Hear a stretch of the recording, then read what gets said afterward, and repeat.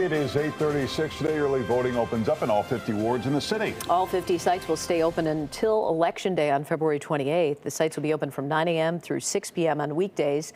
They close at 5 p.m. on Saturdays and 4 p.m. on Sundays. Voters can go to any site to cast their ballot during early voting and on Election Day, no matter where they live in the city. Joining us in studio to talk about the upcoming election is Mayor Lori Lightfoot. Good morning. Good morning. Thank you morning. for joining us this morning. Happy post-Super Bowl. Yeah. Right? WBEZ had a poll that said among likely voters, your approval rating was 22% and 71% think the city is on the wrong track. What are your thoughts on those numbers? Well, I'm aware of that poll, and our folks think that, frankly, it wasn't weighted correctly. But look, the bottom line is we are still coming out of our post-COVID world. 3 years ago, when COVID hit our city, everything about our existence got upended. And I think people are still feeling like, which way are we going? Are we stable now? Is our economy good? Am I going to have a job? What about health care? So there's a lot of worries and concerns that I think roll up into people's anxiety. But what I also know is our city is coming out of COVID better than any other city in the country. Our economy has come roaring back, and it's allowed us, frankly, to prepay our pension obligations to the tune of $250 million, which is unprecedented in Chicago. Businesses are continuing to come here. In 21 and 22, we saw almost 400 businesses either relocate to Chicago or substantially expand their footprint, which is jobs, jobs, jobs. So there's a lot of good things that are happening, but of course, the number one concern that people have is where are we with public safety? And I've said this many times, I'm not going to be content until we are the safest big city in the country. And how do we get there? We get there by making sure we continue to hire more police. We hired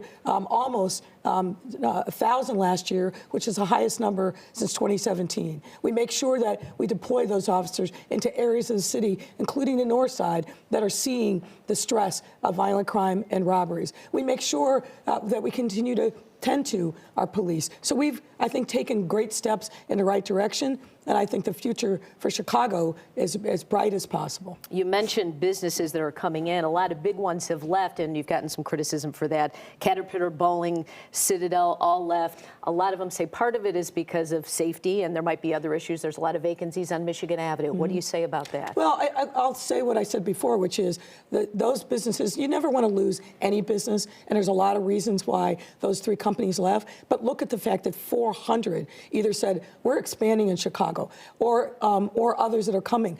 Kellogg, a household name, right, that we grew up with, moved its corporate headquarters, 80% of our business, to Chicago. Kimberly-Clark, which creates basically every paper product that we touch, came to Chicago. Google made a big statement by saying, we're going to not only stay in Chicago, we're going to add 3,000 to 5,000 brand new jobs downtown, the largest investment in downtown corporate relocation in the history of our city. So yeah, you don't want to lose any business, but I'm looking at all the businesses that are smart, sophisticated, that are making a decision to come to our city because it's great. We've got a great pipeline of talent, and they understand why they should be here in Chicago. But as you mentioned, crime it seems to be number one on everyone's mind. And yeah, the long-term solution is social issues. Short-term is arresting more people. But in the middle is community policing, and the Federal Monitor said that is not going well. Why is that such a difficult piece of this puzzle? Well, I think fundamentally it's about building trust, right? And unfortunately, in long history of the city of Chicago and the police department and community, we've got to create more opportunities where our officers are interacting with the community instead of just a law enforcement emergency. So one of the things that I'm very excited about, we just cut the ribbon and opened up our Joint Public Safety Training Academy. And there's a lot of great things about that. There's the economic development and investment. There's sit-down restaurants that are coming to that area of the West Side for the first time. But really, I think the critical piece of it is there's a Boys and Girls Club that's going to be co-located on site with those police officers. So officers are going to be able to see our young people as they are, which is great, smart, innovative kids, but also the kids are going to be able to see police officers and firemen and other emergency personnel to build that relationship outside of responding to an emergency. All good stuff. Recently, the city opened the old Wadsworth School to migrants despite some opposition from people in the Woodlawn community. You've said the city is at capacity, but now there's a story that the state plans to turn the old Kmart on the southwest side at 7 71st into Pulaski to house over 600 immigrants coming to the city. What are your thoughts on that? Well, look, we have to live our values as a welcoming city, not just in good times, but also in challenging times. And we didn't create the crisis of Governor Abbott shipping people to our city like they were freight, but we had an obligation to step up and respond, and that's exactly what we've done. The biggest challenge that we face right now is the federal government has to give these folks work permits. They're here in the country legally. They're coming from literally all over the world. They have a right, and I think we have an obligation to give them the ability to work. If they had work permits, I could get every single able-bodied adult hired today. You think about the shortages in our hospitality, restaurants, hotels, and other industries that are really laboring because they don't have enough personnel.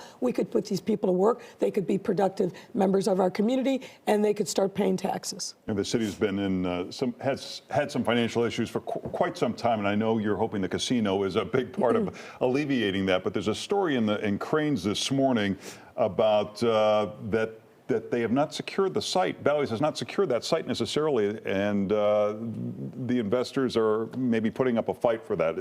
Are you concerned about that? No, I'm not concerned about that. Look, Bally's did a lease back of that site, which was a great deal for them. What I'm excited about is the 3,000 construction jobs. I'm excited about the 3,000 permanent jobs, and really making sure that we've got a pathway to keep secure our police and fire pensions, because all that revenue coming to the city is dedicated to police and fire pensions. And I'll just say this, our finances as a city have never been better. Since August, we've received 11 positive upgrades from the rating agencies and 3 positive outlooks across all of our credits. For the first time in 20-something years, every single one of our credits is investment grade. And we're seeing that validation flow to investors who are now coming and buying our bonds and our paper at record levels like never before. So our finances are fiscally sound because we have been committed to making sure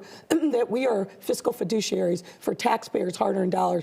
Never been in better shape. Let's talk about this story in the Sun-Times, a headline on the 10th of February. Businessman lands a big deal with CTA, then helps Lightfoot's re-election effort. A reform from Illinois says it's not illegal, but it should be. What are your thoughts on that? I'm actually not familiar with that. We are very, very scrupulous in making sure that there's a clear line and division between anybody who's doing business, whether it's a city or with a sister agency. And I'm obviously not involved in who gets business from a sister agency like the CTA. But anybody who comes to me knows there's no such thing as quid pro quo with Mayor Lightfoot. Never, ever, and won't be. All right. There have been a lot of critics who said that the red light cameras, speed cameras are simply a tax on lower income people. Do you agree on that? Well, look, we got to separate the two because red light cameras are very different than speed cameras. But what I'll say is this. What we've seen not only here in Chicago, but nationally since the pandemic hit is this excess speed all across our city. People are driving at remarkably dangerous rates. And what I've said is we've got to look at all our options, but the one thing that we don't do, and I fought against this in city council last year, is we can't we can't raise the speed and let people go faster, particularly not around schools, parks, libraries. There's a lot more that we need to do. The federal government, and I've urged the Department of Transportation to take a look at car safety, because over the last 30 years, there's been a lot about protecting drivers and passengers in the cars, but the cars are built to protect them, but not to protect pedestrians. If you get hit by a car going 40 miles an hour or more, you virtually have no chance of survival. We've got to fix that. And we're looking at, do we need to lower speeds across the city like other cities have done to really emphasize driver safety and pedestrian safety in particular? Mayor Lightfoot, we appreciate you coming in this morning. Thanks. It's my pleasure. Thank Thanks you. for being Thank you. here.